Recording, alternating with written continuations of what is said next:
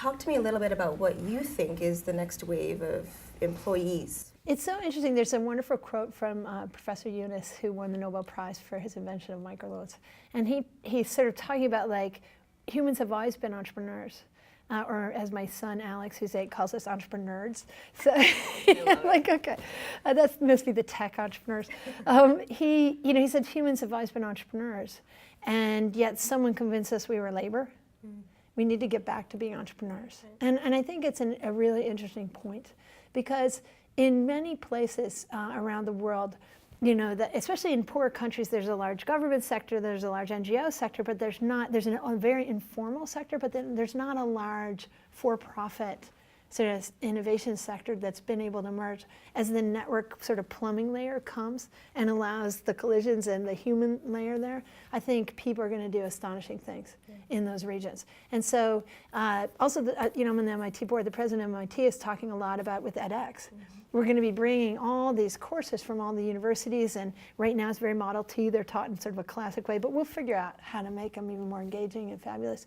But as more people get education, they're going to have more access to innovate together and collaborate. And so he was saying, we need to not prepare people for jobs.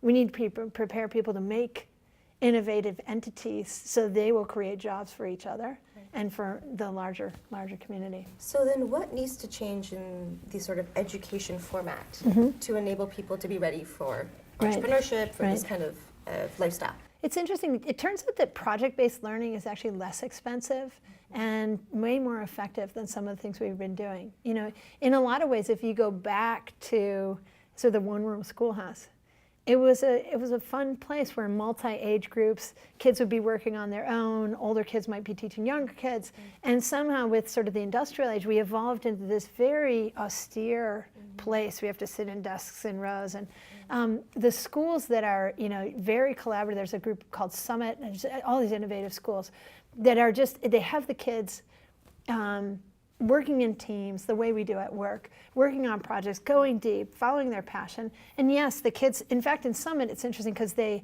have the kids know the curriculum they have to cover, but they're not requiring them to do it in the order of events with all of their other classmates.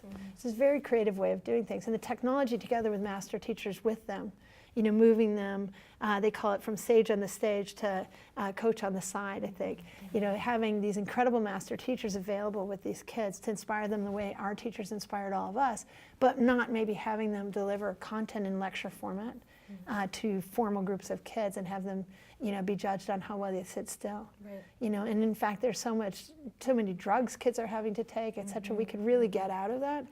The most important thing of doing that is to get out of the boredom. Get these kids inspired. There's no set of content in the core curriculum that we actually really know that these kids need, because these kids are going to live 100 years. So we have no idea, right? So what we need to do is teach them the main core, but mostly teach them how to be great people in the world with each other, go deep on subjects, care about things, if you love to write amazing things. If you love math and science, do that, and be citizens of the world so you know all these different content sets and topics. So being here at Google X, or being part of this group called Google X, tell me the one project that you're working on that you're excited about, that you're going to bank on is going to be completely disrupting the next 7 years. Right. Oh, I think that there's not one particular one. I love all the projects. I actually work a lot on kind of two things at Google X. I work a lot with Astra on and the different people leading some of the new projects, which are super new, like half-baked. Maybe we'll do them, maybe we won't. Really fun and fabulous people working on those, in all different areas. We also have a team called Rapid Eval, which is instead of in the same way of design thinking, having a team that works on ideas but actually builds stuff. So if we have an idea, if you spin a whole team up, then what if you don't want to do the project? So having some engineers and we have a thing called the design kitchen, a place to build stuff before you really build a team, has been it's cheaper to fail early. So we do that. And then also Astra and I started Solve for X as a way to share this idea and see who else is out there. So many moonshot pioneers, moonshot thinkers out there doing tech moonshots. And so how can we collaborate with other folks doing that as well externally? We're at a Woman 2.0 conference. Yes. What's one piece of advice you would give to our audience to embrace the idea of, they may not have the resources that Google does, but they have the inspiration that you talked about on stage, they have the sort of motivation. What else would you tell them to say, just keep going for that idea? I guess two things. One is that Sergey actually said scarcity breeds clarity. It was during the financial crisis. And it's a really thoughtful idea, and it's true.